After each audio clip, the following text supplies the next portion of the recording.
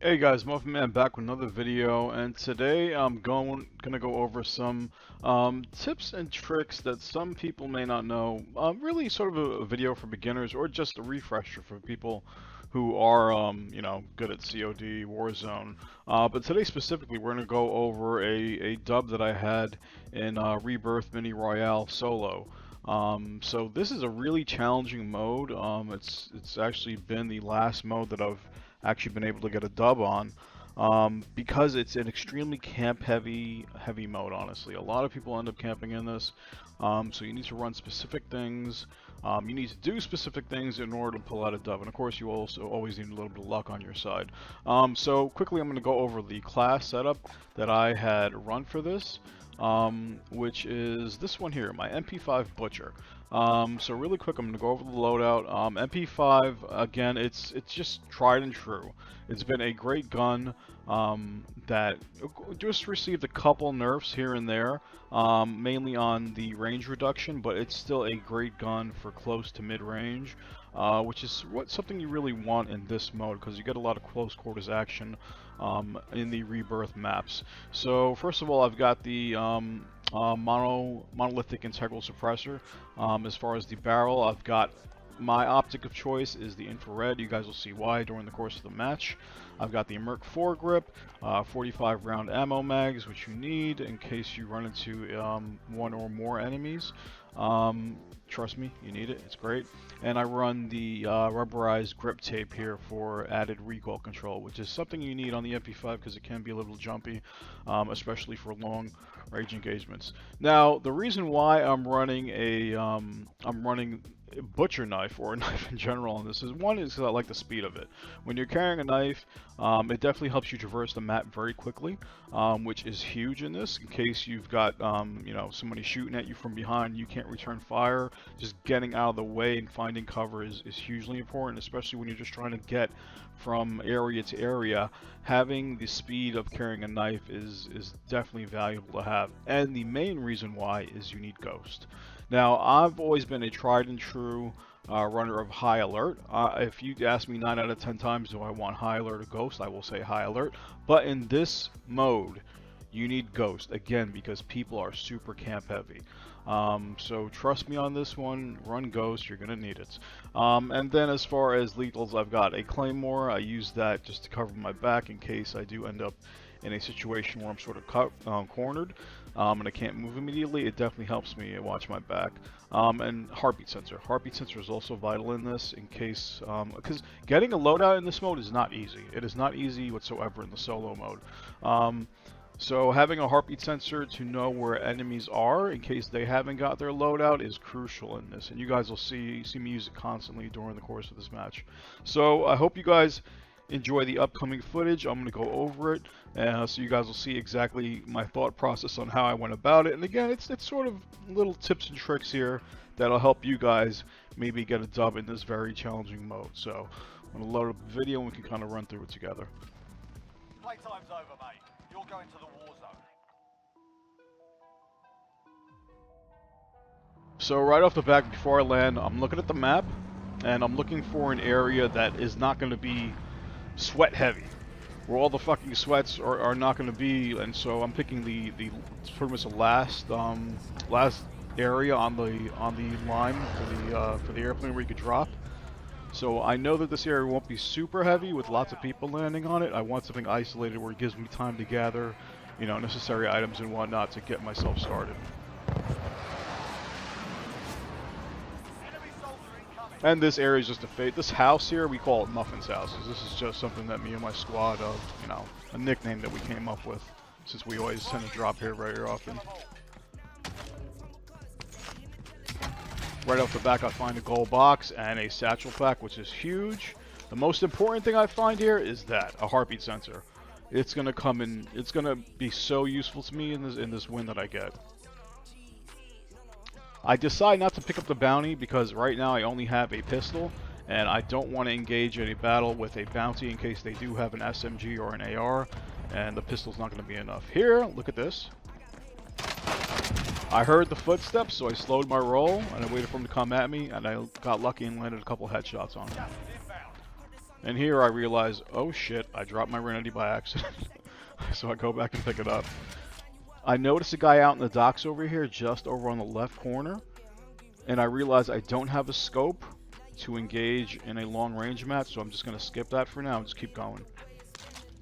Pick up a Milano, but then I realize, oh shit, that one's got a scope. I definitely like having a scope in my gun, so I picked that up. I'm going to pick up my Claymore because I love Claymores. And in case anybody didn't know this, this is an ammo stash right here. You can always just refill your ammo halfway with these stashes. You'll see them in random places throughout the map, but there's always one in this area, which we call the Dungeon of the Mines of Moria, because we're, you know, Lord of the Rings nerds. So, a common strat that I use is that I ride the circle. I ride the gas circle inwards. I don't immediately go for the center circle and just camp it out. I like to ride the circle inwards nowadays. And of course I'm checking my back to see if anyone's following me. Here I notice that there's a guy probably camping on top of a roof, so I'm going to wait for him to jump. I know he's got to come down. And boom, he lands right in my lap. Unfortunate for him, but good for me. I'm going to check one more time to see if there are any stragglers, and then I get moving.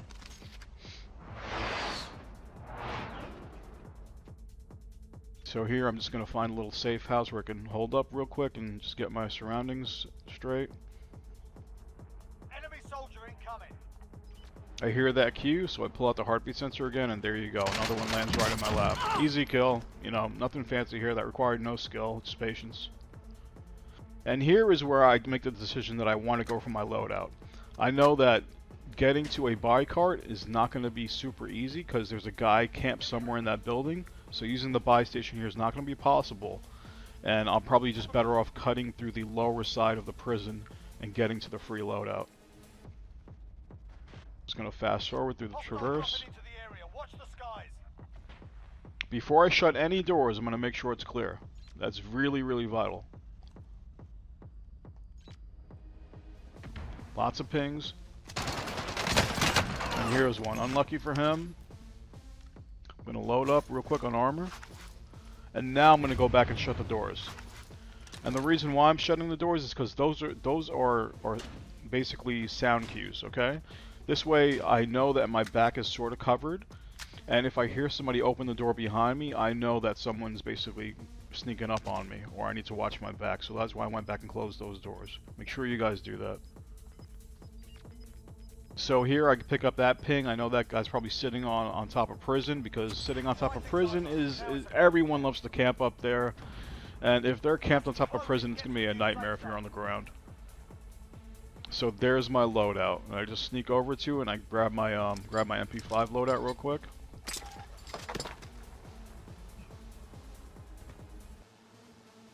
Just going to wait for the circle a little bit before I start moving.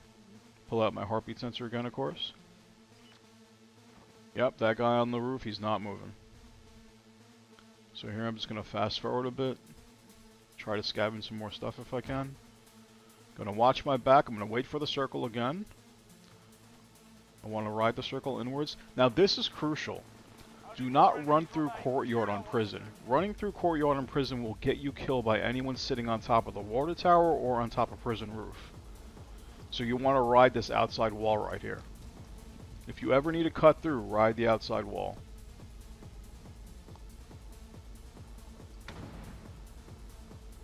And now, of course, I'm going to look left as well because my left is completely open. I just want to make sure that I'm fully covered over there. And you guys will see the great thing about this thermal. This is why I run this thermal. Aside from being blind, because I really have horrible in-game eyesight. And that guy's still camping on top of prison, so I'm going to wait. And there you go. There's the parachute, and now he just landed off. So now, if I didn't have the thermal scope here, it would be extremely hard for me to see this guy moving. And right now, I have an MP5 in my hand, which I know is not going to be great for this range. Again, the MP5 is good for close to mid-range. I'm not going to take unneeded shots at some guy who's out of my range with the MP5. I'm just going to wait a little bit. Checking my surroundings again, making sure I'm clear. Now this guy runs back up on this little hill here. I don't know why. I thought maybe he's just going to a different area, but then he ends up going back for some reason. So I'm being very wary of this door to my right, because I know if there's anybody camped in courtyard, they could shoot me, so I'm going to dash past it real quick.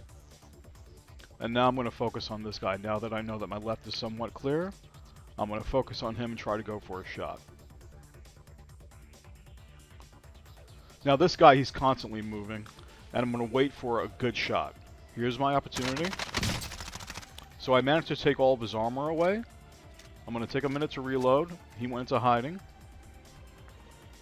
And I'm going to stay aggressive on this push because I know the circle's closing on his side too as well as mine. And I want to make sure I keep the pressure on him. I don't want him to fire shots at me, so I'm engaging first. Keeping the pressure on him. Gonna reload. I'm gonna go prone. And this is where it gets hairy. I've got to make the choice whether I just run the storm or I try to finish him off. And I decide I need to finish him off because it's not going to be safe to run ahead. And he fucks up here. He makes the bad mistake of just dropping down when he knew I was in that area. And this is where I actually thought I was going to die for a minute. But thankfully, my health regen just in time. And here, I'm so lucky that this person, the last person, because right now it's 1v1, he wasn't in the top of that building. I would have gotten killed and I would have lost the match if he was in the upper, second floor of that building. I'm being very careful here not to hit the square button because I don't want to enter the tactical. If I do that, the match is over and he knows where I am. This is where I realize, shit, he's running Ghost 2. He got his loadout, so I need to be super careful. Because my heartbeat sensor is not picking up anything. I'm moving ahead of circle so I don't cough, because I don't want to give him that sound cue, and here he is. And there's the match.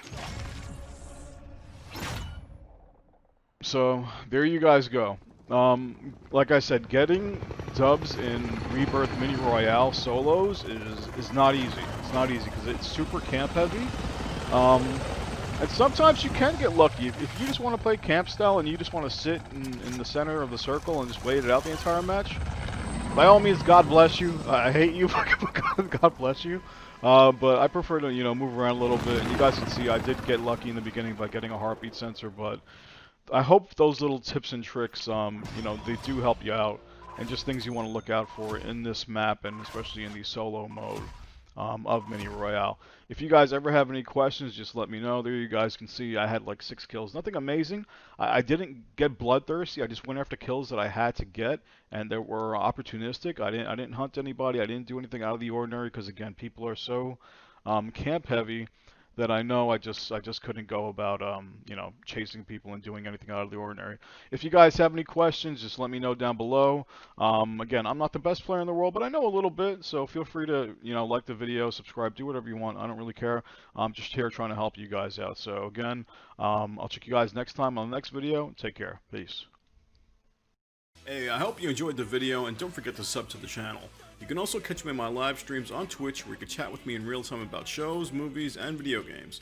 Links to my Twitch, Instagram, and Twitter are down below. This is the Muffin Man, signing off. I'll see you next time.